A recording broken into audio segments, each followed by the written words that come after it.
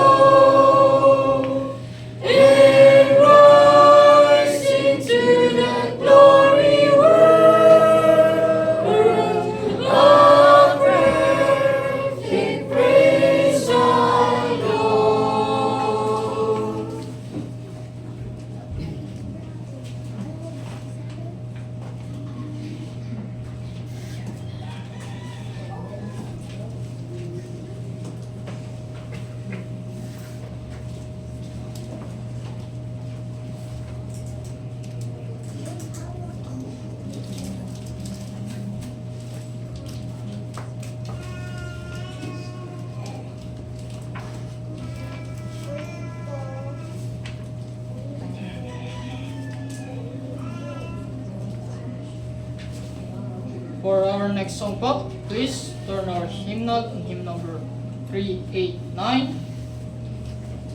389. His eye is on the sparrow.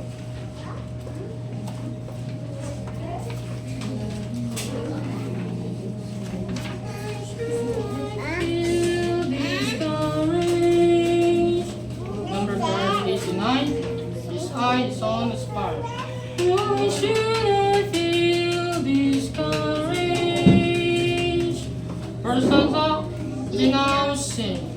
Why should I feel discouraged?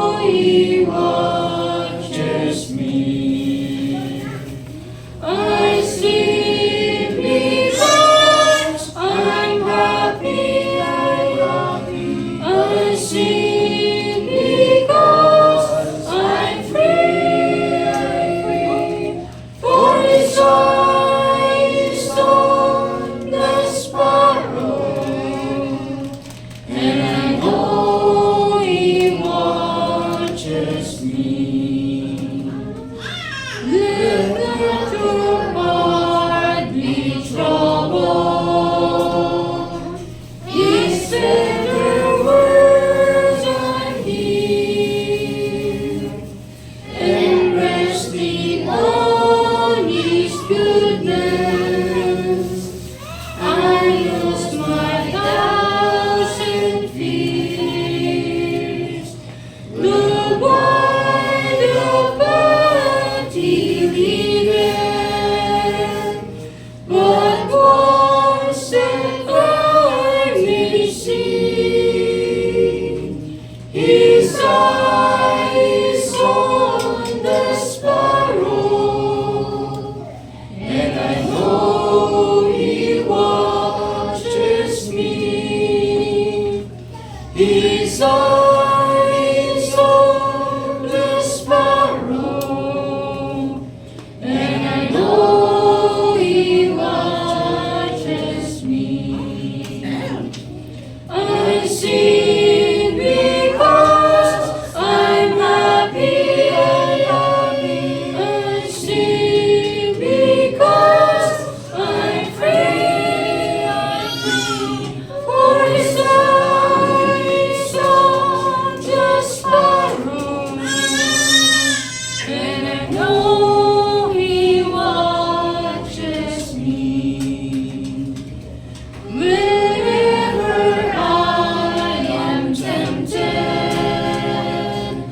whenever clouds arise, when souls give place to sighing, when hopes within me dies, I draw the closer to Him, for care He sets me free. His eyes on the sparrow, and I know He watches me. His eyes on the sparrow, and I know He waits for me. I sing because I'm happy. I sing because I'm free. For His eyes on the sparrow, and I know He watches me. Ako na dyan.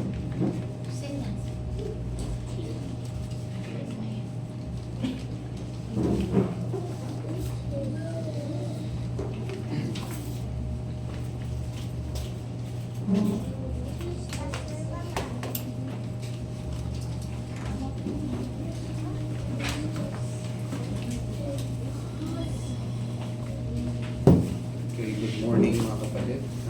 Let's learn our Bible in the book of 2 Chronicles, chapter 22.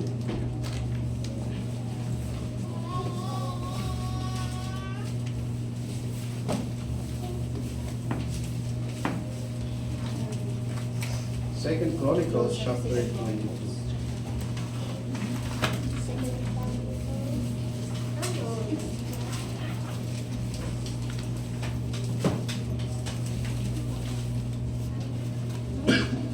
Let's all stand and let us read together verse 1 up to 4.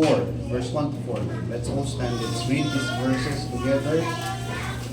Okay.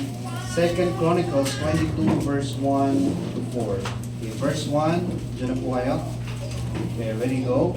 And the inhabitants of Jerusalem made Isaiah his youngest son king in his stead. For the band of men came with a record to the camp that slain all the elders. So Isaiah the son of Joram king of Judah reigned. 40 and 2 years old was Isaiah when he began to reign. and he reigned 1 year in Jerusalem. His mother's name also was Athaliah, the daughter of Omri.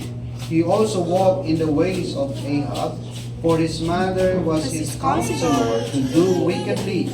Therefore he did evil in the sight of the Lord, like the house of Ahab, for they were his counselors after the death of his father to his destruction. May the Lord bless the reading of His Word. Manalangin tayo. Panginoong Diyos, hayaan niyo pong kami ay muli na dumulog sa trono ng iyong biyaya at kapagan sa oras na ito, at amin pong nilalapit sa iyo ang amin pong pagbubulay-bulay ng iyong mga salita. Nawa po sa pahinan na ito ay makasumpong kami ng pagtuturo na nagmumula sa iyo. Inihiling po namin ang patnubay ng Espiritu, paghahanda sa aming mga puso at isipan, at bigyan kami ng kakayanan, Panginoon, na maintindihan ang iyong mga nais, ipahayag sa aming kalagitnaan. Tinisin niyo po ang aming mga kalooban at ituon mo, bigyan mo kami ng kakayanang maituon ang aming mga sarili sa pakikinig ng iyong mga salita. Sa iyo lamang ang kapurihan sa kalagitnaan ito, itong aming dalangin sa pangalan ni Jesus. Amen. Mapo na po tayo. Salamat po. At sa ating pagpapatuloy ng pag-aaral natin at pag-bubulay-bulay sa Lumang Tipan, sa ating series sermons, ay makikita po natin ang pag-progress ng kwento patungkol sa kalagayan po ng Israel. At sa panahon na ito, mga kapatid, ay pinalitan ni King Ahaziah si Jehoshaphat, no? As we study last Sunday, na si Jehoshaphat ay kanyang isang hari na sabihin natin nagkamali, tapos bumalik loob, nagkamali ulit. Okay? But then he was considered righteous king, tuwid siyang hari. So hindi naman ibig sabihin pag tinagkang matuwid ay perfect ka. Okay? So he is not perfect, but he was considered righteous because of his obedience to the Lord. At nakita po natin doon na bagamat siya ay kinalulugdan ng Panginoon sa kanyang mga pagsunod, ay hindi rin siya kinonsinti ng Panginoon sa kanyang mga paglabag. So sinasalamin din ito ang ating kalagayan sa harapan ng Panginoon, na tayo rin po ay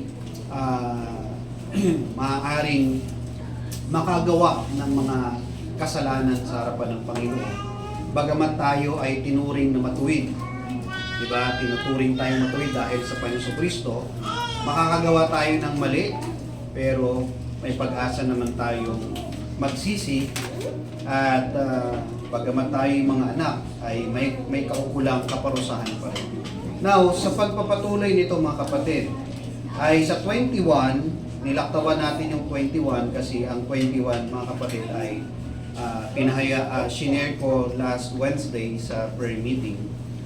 Some of you attended the prayer meeting, and this one is the account of Jehoram noong sumunod na hari. At si Jehoram is another wicked king, okay, na anak ni Jehoshaphat. And then after Jehoram is Ahaziah, ito po yung ating pag-uusapan ngayon, is another a wicked king. To give you a short background kay Jehoram, Jehoram was punished by God with an incurable disease because of his constant disobedience, and truly talagang napaka-wicked ni Jehoram. Now, after his death, there's another king, which is si Ahaziah, na the same path that was walked by Jehoram, si Ahaziah is another wicked. At dito, mga kapatid, in-emphasize kung bakit wicked po si Jehoram, si Ahaziah. In verse 3, ang sabi sa verse 3, tingnan po natin, no? Sabi dito, he also walked in the ways of the house of Ahab, for his mother was his counselor to do wickedly. So, in-specify dito na kinote po dito clearly na si Ahaziah ay mayroong isang wicked counselor at walang iba kundi yung kanyang nanay. Okay? The mother of Ahaziah is his counselor pero wicked. No? Kaya hindi na totoo yung kasabihan na walang magulang na nais mag-isip ng masama sa kanyang mga anak. Kasi biblically meron eh. Meron pala. Di ba? Dito, wicked counselor. In-emphasize dito mga kapatid. Hindi lang dito sa verse 3. There are other verses like verse 5. He also walked after their counsel and went to Jehoram the son of Ahab, king of Israel, war against Hazael, king of Syria, and Ramoth Gilead. And the Syrians smote Joram. So, meron pa yan, na-emphasize dito yung pagkakaroon ng wicked counselor. Now, I'd like to emphasize that further kasi yan po yung yan po yung gusto kong tahakin natin sa umagang ito. No, the danger of wicked counsel. No, kaya nga sabi ng Bible, di ba? Do not sit with the counsel of the ungodly. So my point dito, mga kapatid, is that we have to very careful, no, in choosing the circle of friends, no, na meron tayo. Dahil kapag hindi mo pinili yung iyong mga taong kaibigan, ito yung posibleng mangyari. No? You are exposing yourself to their counsels. Right? So, kaya mahalaga na pipili ka ng iyong counselor. Kaya nga ang mga hari, meron silang laging counselor. Even president, may provision ang presidente na magpumili ng counselor. Di ba?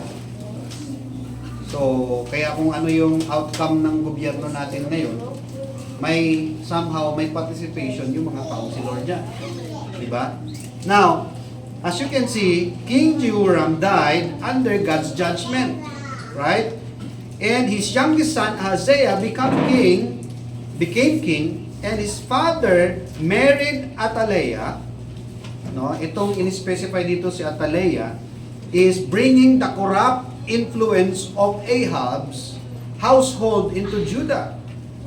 Rather than leading her son to fear the Lord, Athaliah instructed him in the ways of idolatry and wickedness. Alam niyo, pinaka-magaling na counselor kasi talaga nanay.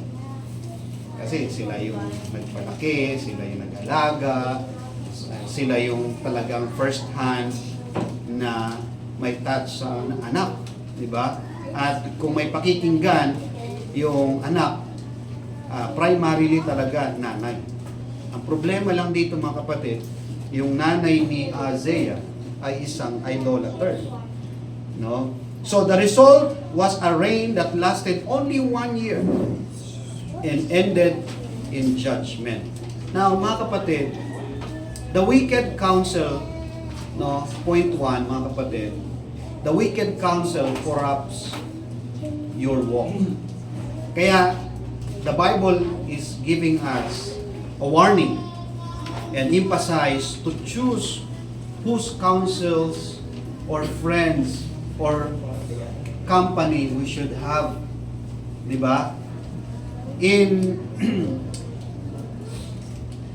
Psalms chapter 1, Basahin natin yung Psalms chapter 1. Anong sabi sa Psalms chapter 1? Psalms chapter 1, verse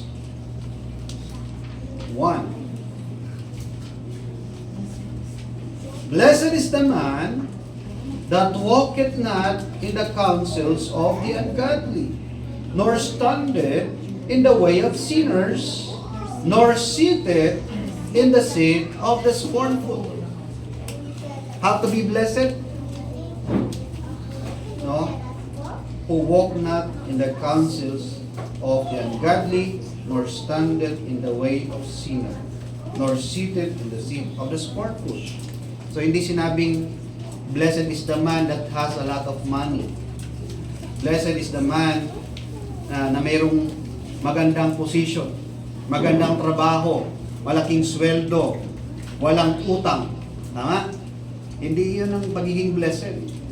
Ang pagiging blessed na binanggit dito ay hindi ka umuupo sa konseho ng mga ungodly.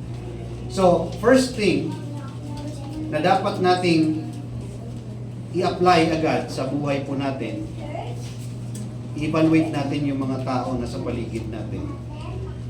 Ano ang klaseng mga tao sila? Kasi at the end of the day, pag nagka-problema ka, sila yung palagay kong lalapitan mo. At this will determine what kind of counsel they can give. Kaya nga, pinopromote ng Panginoon yung fellowship with the brethren. Because this is to establish a counselors. Diba? Kasi godly. Diba? Of course, hindi naman lahat ng brethren ay qualify for this. Pero syempre, kung mayroon kang ilalagay sa primary list mo ng mga counsels, dapat number one, the one that fears the Lord. Diba? Kasi yung magkaroon ka lang ng mga taong godly counselor o godly around mo, you are already blessed, sabi ng scripture. Kaya, ako I testify na I'm so blessed by surrounding me with godly people. Mga pastor, mga nanay na may a woman of faith. So, yung mga kaya nagpapasalamat ako sa Panginoon nung naghiwala yung parents ko. No, hindi ako nalulong sa mga bisyo. Hindi ko nga naranasan yung magpasuray-suray eh. Hindi ko na-experience anong pakiramdam nung yung langok ba sa alak. Kasi yung mga barkada ko na binigay ng Panginoon, mga hindi rin umiinom. O kaya, dinidiscourage akong magbisyo. So, kaya, later na lang, buti na lang yung isang counselor ko na pastor, later na lang siya nag-inom nung wala na ako. Proverbs 13, Proverbs 13, verse 20. At sabi dito, verse 20, He that walketh with wise men shall be wise, but a companion of fools shall be destroyed. Kaya kung gusto mong umayos yung buhay mo, ay isa sa pag-iisipan mo, sino yung dapat na mga barkada mo. Tama? Kaya ang mga magulang niya nag-aalala kapag ang barkada mo mga ungodly. Mga barkada mo, mga worldly. Alam, may tiwala siya sa'yo, pero wala siyang tiwala doon sa mga barkada mo. Tama? Buti nga yun. Ang nanay mo, ang magulang mo, gusto kang dalhin sa kayusan. Anong saklap ni King Ahaziah? Tama? Because Ahaziah, yung mismong nanay niya, ang may masamang balak sa kanyang buhay. Di ba? Kasi ang pleasure ng nanay niya is to worship idols, to do wicked things, to hurt Israel, and pin down Israel. 'Di ba? Kasi meron silang galit sa mga Israelites dahil may ano mo 'yon na kanilang lugar sinakop ng mga may sarili silang kwento for sure. Hindi nila naintindihan na God is sovereign. God is the one who put Israel into their land. Okay? Now, mga kapatid, the voices we consistently listen to eventually shape the direction of our lives. Diba? Maaring okay ka ngayon, maganda yung values mo, pero pag sinamahan ka ng mga barkadang mga laging nagmumura, laging mga bastos yung mga pinag-uusapan, ay later on makukurap ka din. Kasi yun ang lagi mo maririnig eh. Right? Kaya huwag kayong manghinayang na iwasan yung mga barkadang alam yung walang spiritual value. Unless ikaw yung mag-i-influence sa kanila. Tama? Unless ikaw. So, mga kapatid, to have a wicked counsel corrupts your walk. Second, wicked counsels leads you away from God's will. Diba? Saan ka nakita ng wicked counsel na ilalapit ka sa Panginoon? Hindi wicked yun. Ibig sabihin, godly counsel yun. Right? So, mga kapatid, sabi sa verse 5, nitong 2 Chronicles, he walked also after their counsel and went to Jehoram, the son of Ahaz, king of Israel, to war against Hazael, king of Syria, to Ramoth Gilead, and the Syrians smote Judah. O, tingnan mo to. Ano nangyari kay Hazael? Hindi siya nakinig sa Panginoon. Hindi niya kinoconsider yung counsel ng wala nga siyang mga godly counselor. Ang counselor niya, yung nanay niyang idolater. Kaya nangyari, he went to Jehoram. Kasi ang Israel that time, ang Israel ay talagang malayo sa Panginoon. At dahil yung nanay niya ay inclined sa sa Israel's values, doon siya pinupush. O makipag-alay ka doon. Diba? So kasi, mga kapatid, kapag ang counselor natin inclined sa wickedness, doon talaga tayo itutulak niya. Doon tayo dadalhin niya. Okay? So,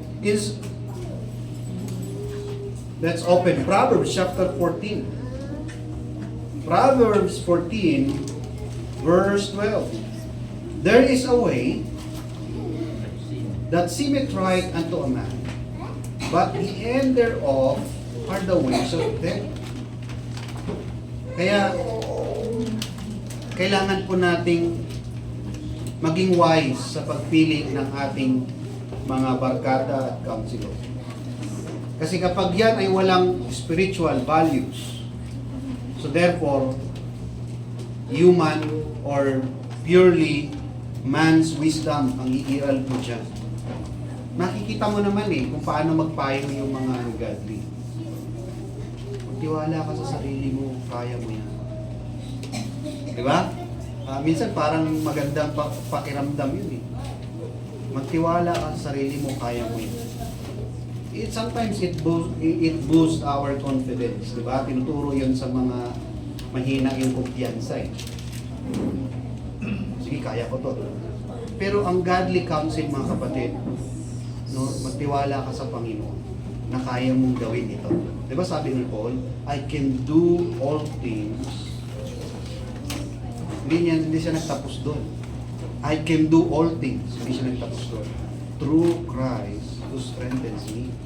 Mga kapatid, pagka worldly o ungodly ang magpapayo sa iyo, hindi ganon. Magtiwala ka sa sarili mo.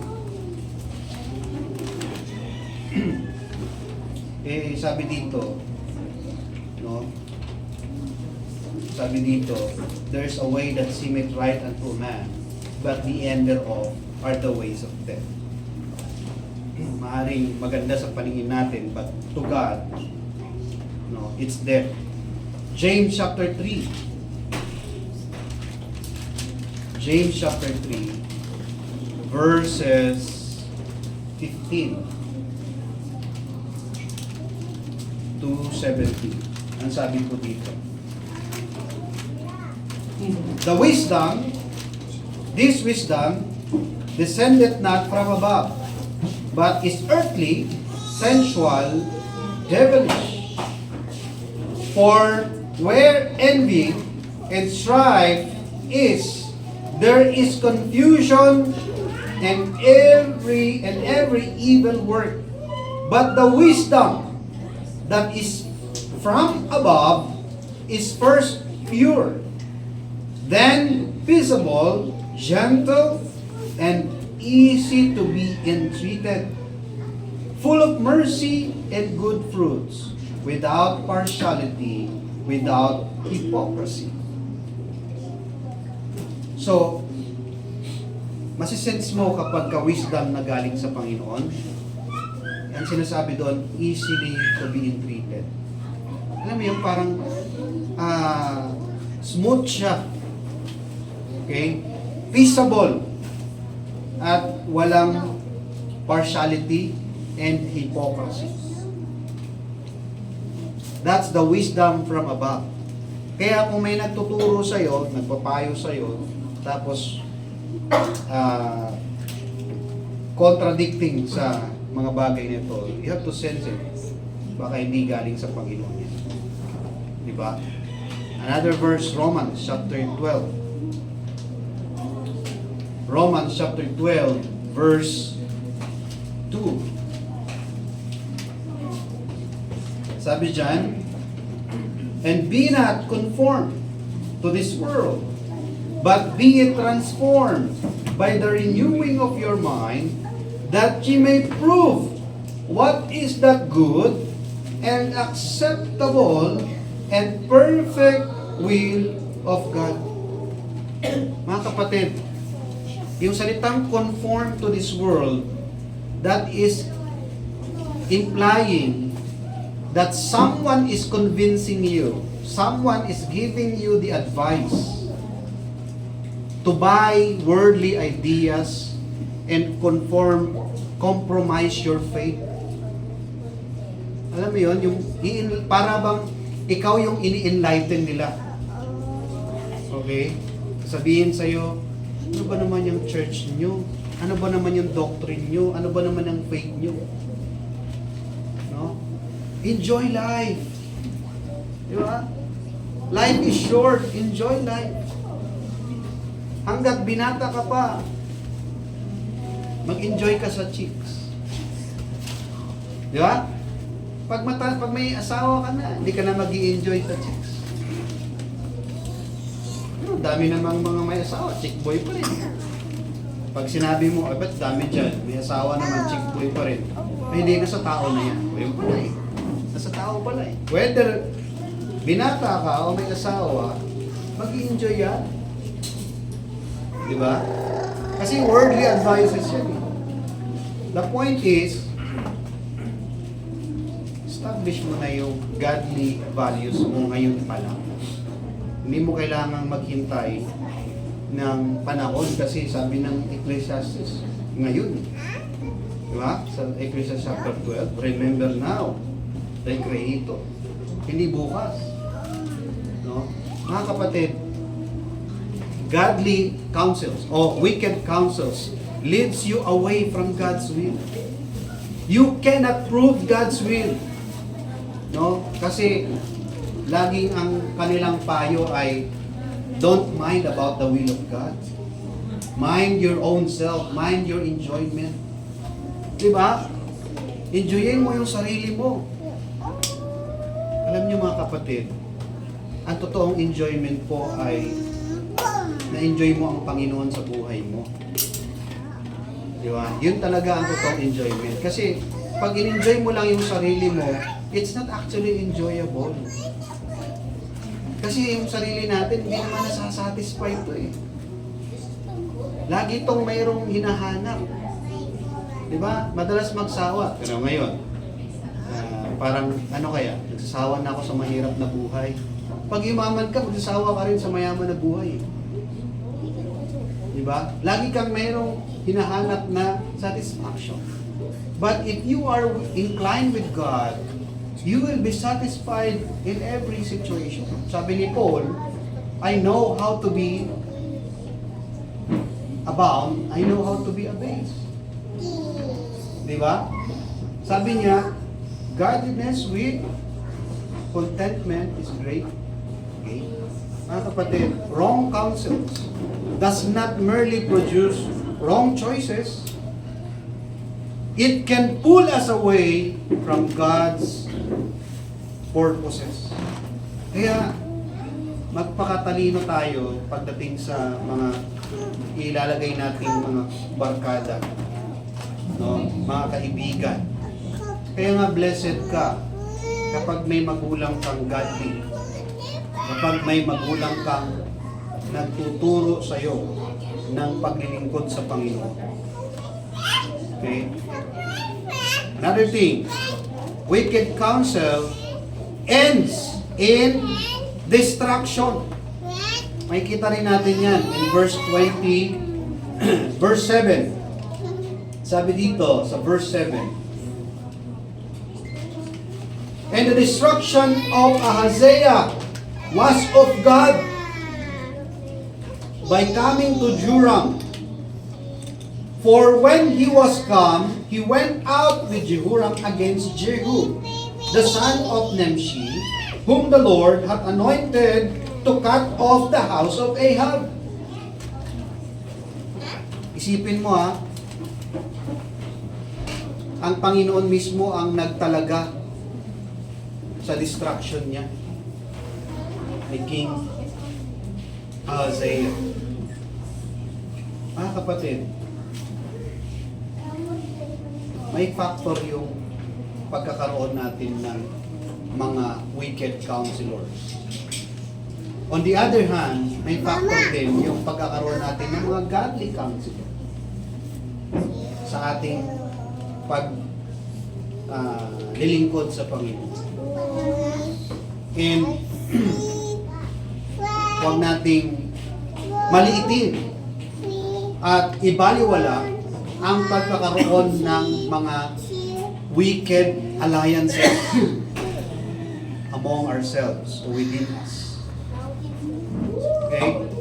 Katulad ni Ahaziah, his alliance with Joram placed him where God's judgments on the house of Ahab would also reach him through Jehu. God's judgment is often culmination of persistent rejection of His truth. Alam mo yung nag-i-invite ng distraction, yung persistent kang resistant sa katotohanan, sa correction. Pansinin nyo yung buhay ni King Saul. Nung inalis ng Panginoon yung kanyang counselor, sino ba yung counselor ni King Saul at first? Di ba? Si Prophet Samuel, inalis ng Panginoon sa kanya. Dahil sa katigasan ng ulo niya, yung consistent siya sa pagsuway eh. Hindi siya consistent sa pagsunod. Nung tinanggalan siya ng council, puro kamalasan na yung inabot niya. Diba? Until na naisip niya na nasa na ba si Samuel. Diba? Kaya nga nag-recourse pa siya na kahit napatay na si Samuel, gusto niya pang kausapin. Diba? So this is talaga problema to.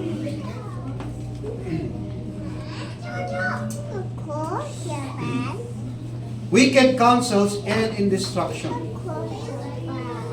So mga kapatid, let us be wise, no, sa ating mga councils na ini-entertain. Let's open Galatians chapter 6. Galatians chapter 6, verse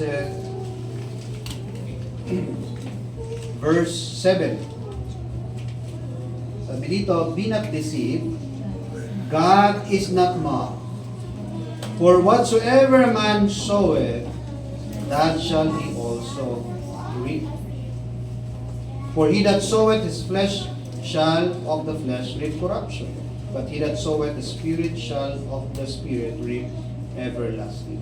Yung sinasabi diyang be not deceived, yung salitang be not deceived, this is implying from hearing, buying wicked counsels. Yung bang may magtuturo ng mali. Ingat po tayo dyan mga kapatid. Proverbs 19 verse 20. Proverbs 19 verse 20, hear counsel and receive instruction, that thou mayest be wise in thy latter end. Isa po sa trabaho ng pastor, na mga elders, leaders, at so actually lahat tayo, is one of our duty is to give counsels to those who inquire, those who ask, those who yung mga nasusway. At ito po ay that is the beauty of ito ay design ng Panginoon para iparamdam yung kanyang pagmamahal sa bawat isa. Kaya kung may nagpapayo sa iyo ng godly advice, di ba? Do not harden your heart. Sabi nila, when you hear the word of God, harden not your heart. May choice ka kasi dito eh. Pag tinitigasan mo yung puso mo, you are heading to destruction. The destruction of your life here on earth. Hindi naman hell destruction yan, pero destruction pa rin yan. Diba? Kaya wala nang question doon sa hindi na natin masyadong problemahin kung tumalikod sila pala. Pastor, no? Pag tumalikod, physical destruction yun, sigurado. Or temporal destruction. Kasi hindi naman by their consistent, diba? Kanilang tawag dito, kanilang endurance yung kaligtasan. Mga kapatid, there is disruption in persistent rejection of His truth, no, relative to have wicked counsels. Pag marami pag sinusundan natin yung mga wicked ideas, wicked platforms, doctrine, it will bring us to destruction. Actually, yung story ng Israel, no, to sum up yung Israel yung exile nila. Ito yun eh. Because of their persistent rejection to God's admonition of repentance. At first, sa Northern Kingdom, second to Southern Kingdom. Kasi na-divide na sila, di ba? Yung Northern Kingdom, persistent sila sa pagsuway sa Panginoon. Sila yung unang na-exile. Pangalawa, yung Southern Kingdom, yung Judah, kahit paano may nire-raise na mga godly king. Kaya makikita nyo, yung story ng Judah ay may godly king, later on, ungodly king. Godly king, ungodly king. Ganun lang, until such time, totally lumayo na lang lumayo. At isa sa nagpabagsak sa Kingdom of Judah ay rampant of idolatry. No? Rampant yung idolatry nila doon. Kaya talagang give up na sila ng Panginoon for destruction. Pero hindi naman naubos sila eh. Kaya may story na ni Daniel, ni Shadrach, Meshach, and Abednego, nandun na sila nasa abroad na sila.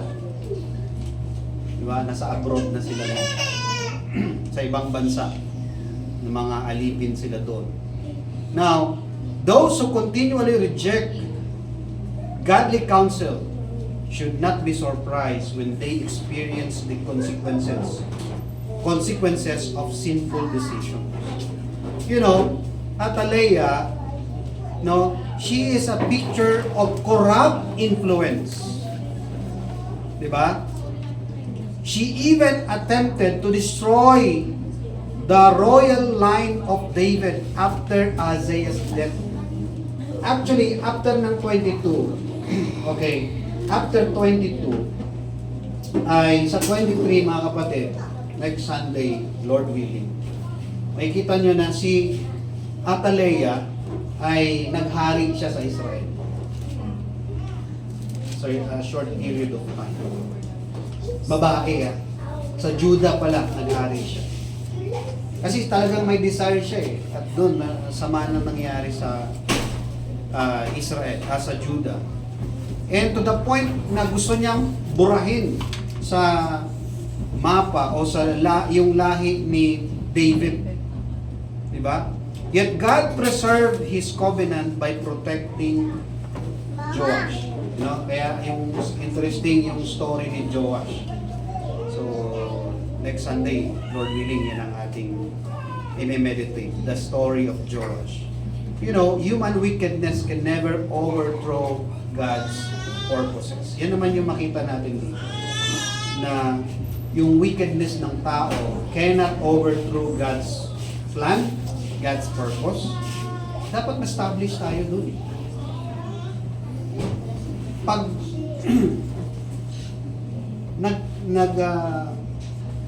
hindi tayo naging wise sa mga counselor natin, at the end of the day, the counsel of the Lord will stand.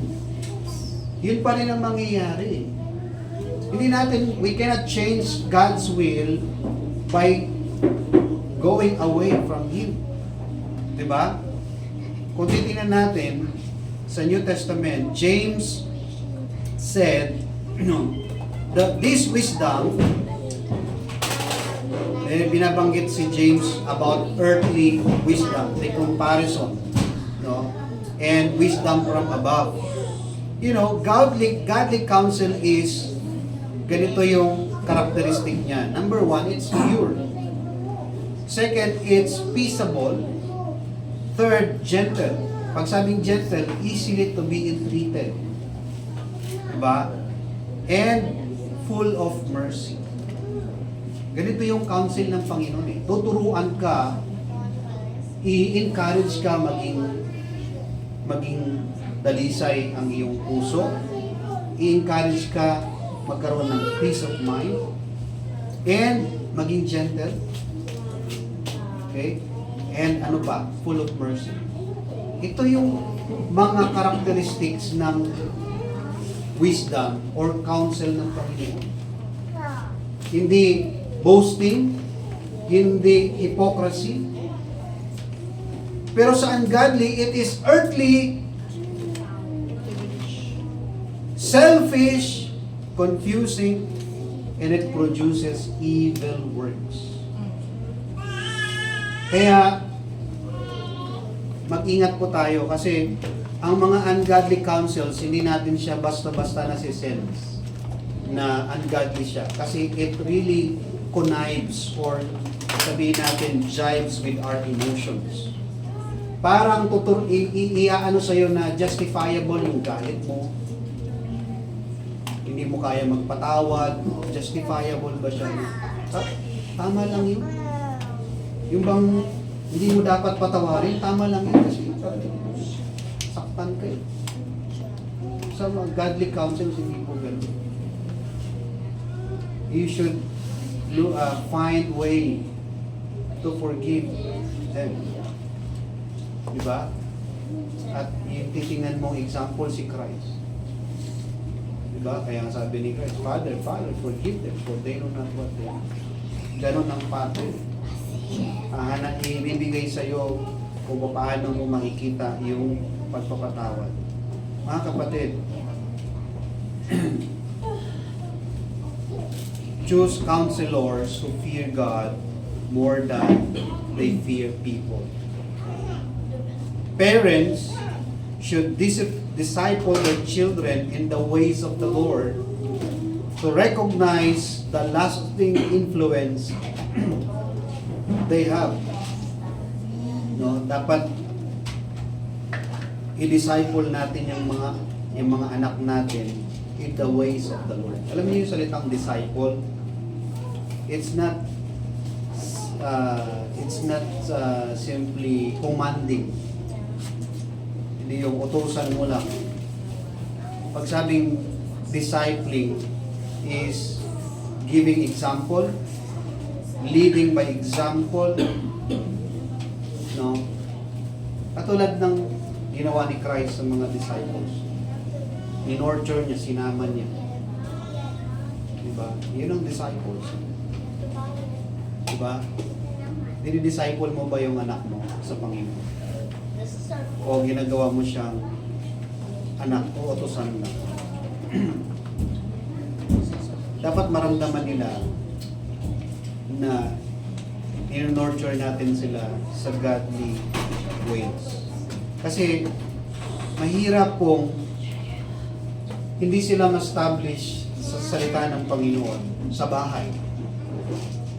Kasi madali silang influensyahan ng ibang tao sa labas. Darating ang panahon, hindi mo na sila hawak. Darating ang panahon, may sarili ng decision yan. Okay? Siguradong i-disciple ng iba yan. Di ba? Nagkatrabaho, nagka-boss siya ng ungodly. So, yung boss niya, babaero, lasinggero, i-boss niya yun. Hindi, disciple yun. Nagpo-promote kita, sama ka lang sa akin sa their house. Diba? Promote kita. Pagka hindi ka sumasama, huwag yan. I-less yan sa promotion. Ay, gusto mo ma-promote. Diba? This is just a simple example, but it happens. Maraming nangyayaring ganyan sa kumpanya, mga kapatid.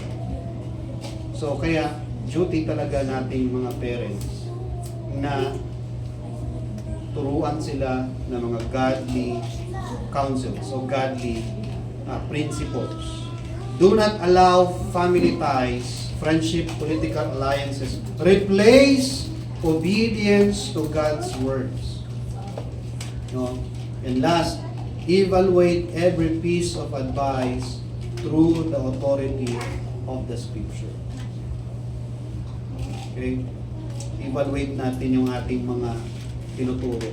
Kahit sa mga younger age pa lang, ilalapat na natin yung mga godly principles. Di ba? Gaano kahalaga ang pag-pray, gaano kahalaga ang pagbabasa ng Bible, gaano kahalaga yung pagdalo sa gawain. Kaya sabi ng Bible, train up the child in the way they should go. This is about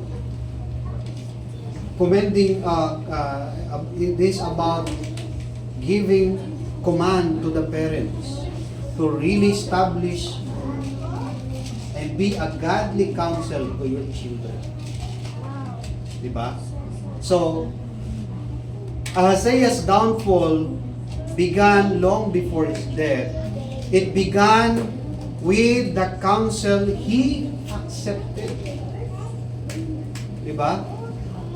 The Bible does not simply say he was influenced by his mother. It specifically say his mother was his counselor to do wickedly. You know, one ungodly counselor was enough to direct a king away from the Lord. Kasi sino ba yung tinatanggap niya ng mga payo? Now, in contrast, believers are invited to seek the counsel of God. Kaya nga, pag sabi, do not sit with the counsel of the ungodly, in contrast, seek a godly counselor. Diba? It is wisdom, no, to find godly counselors. In Psalms 32 verse 8, I will instruct thee and teach thee in the way which thou shalt go. Kaya, sabi ng Proverbs 11:14, in the multitude of counselors, there is safety. Again, to qualify the multitude counselor, it speaks of godly counselors. Thank God that He established a church wherein we can find godly counselors. Diba? Paano na lang kung walang church? Saan ka hahanap?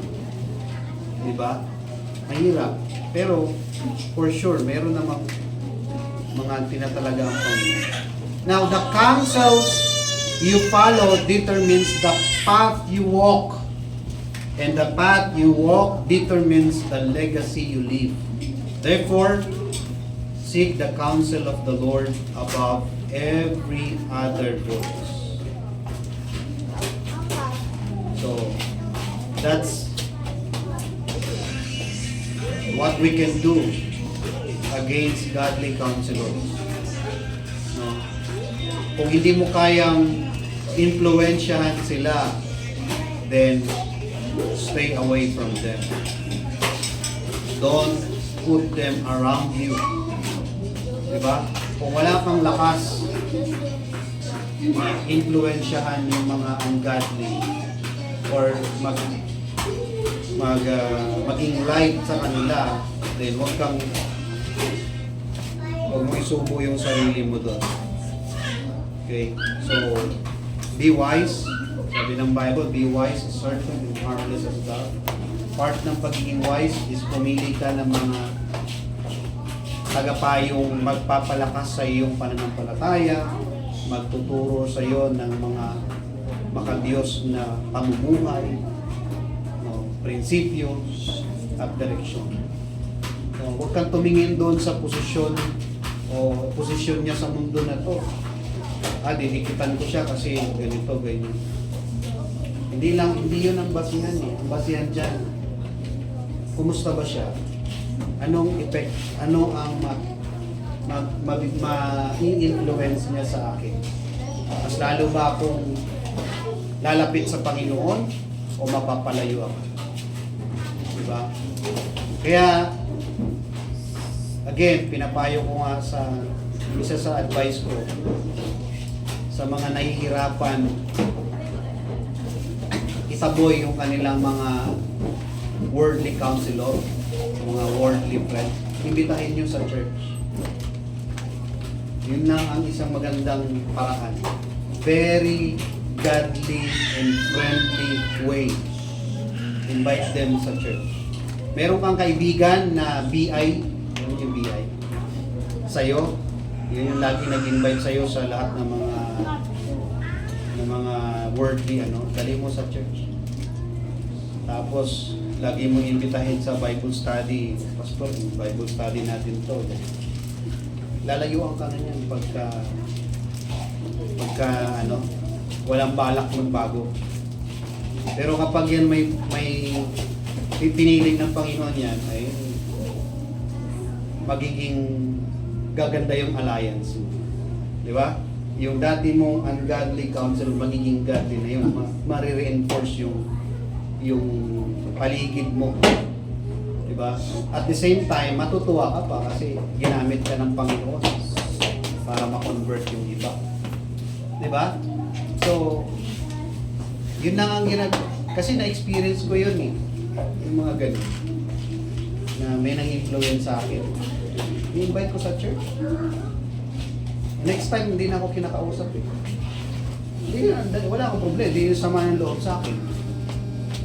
Ayaw iwasan natin si Julio kasi. Di ba? So, mga kapatid, be wise. God gave us so much example of people, great man or kings, destroyed because of ungodly counsel. So, hindi po siya biro para sa atin bilang mananampalataya. Kaya hindi dahil judgmental tayo, dahil mapili tayo, hindi ganun. Hindi naman natin sila ginajudge na mapupunta sila sa impyerno. Ibig sabihin, iniingatan lang natin yung ating pananampalataya. No? At ang buhay natin na kalooban ng Panginoon. Okay, so let's thank God. Let's all stand. Let us close in prayer. O aming Diyos na mahabagin at makapangyarihan sa lahat. Maraming salamat sa iyong mga salita. Patuloy kaming nagpapasalamat sa iyong kahabagan sa amin. Tulungan mo kami, Panginoon, na iligtas sa mga ungodly counsels, ideas, especially, Lord, nowadays, the platforms in the social media are being utilized by the enemies to provide so many ungodly counsels, idea, Panginoon. Please protect us, protect your people, save us. And may your name be truly glorified in our thoughts and mind. Salamat po. All these things we pray in Jesus' name. Amen. Ako na po tayo. Let us sing unto the Lord for our giving. 576. We will glorify. Ready now, sing. We will glorify God, Kings of Kings. We will glorify the Lamb.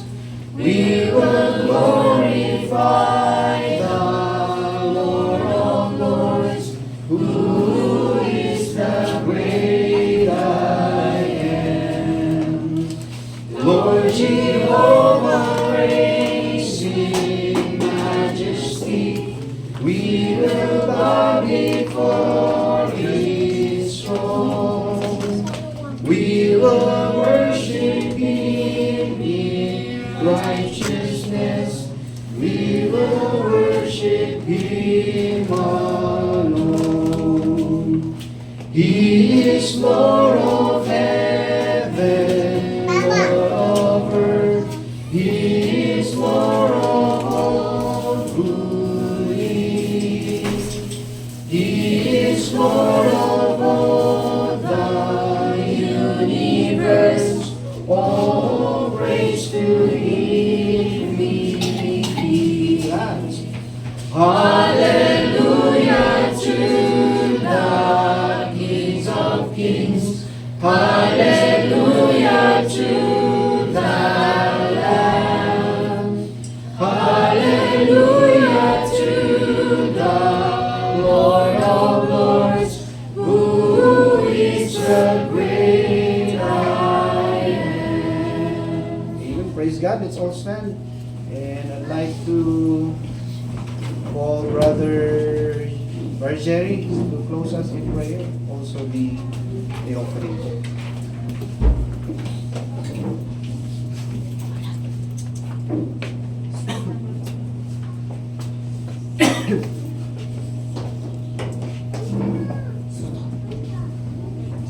Tayo manalangin.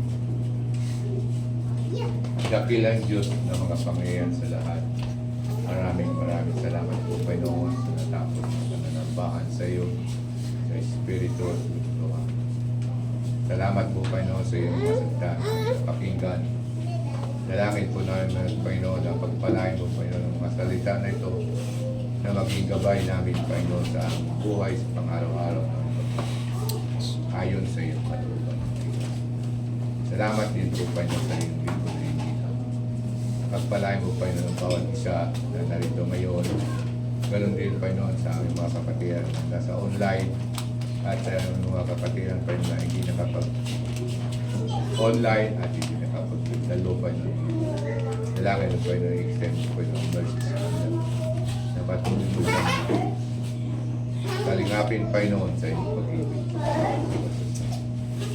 Ilan Diyos, salamat sa iyong pag-ingat mo sa amin sa pagpunta rito sa iyong paisambahan. Ikaw ay ang sinamba, Panginoon, sa Espiritu.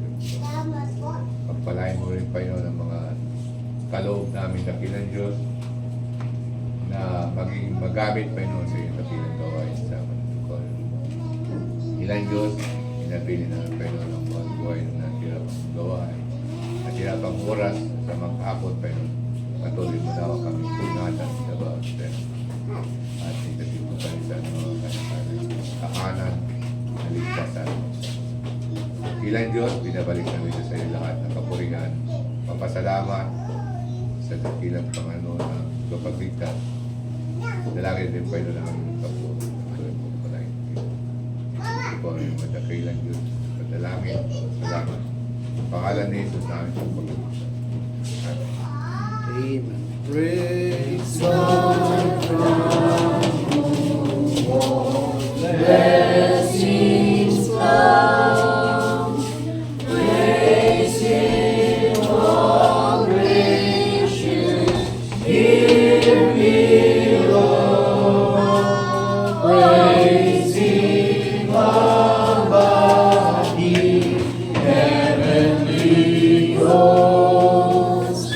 Praise Father, Son, and Holy Ghost. Amen. The Lord bless you and keep you. Make His face to shine upon you. God bless and happy Lord's Day. Happy Lord's Day. God bless all.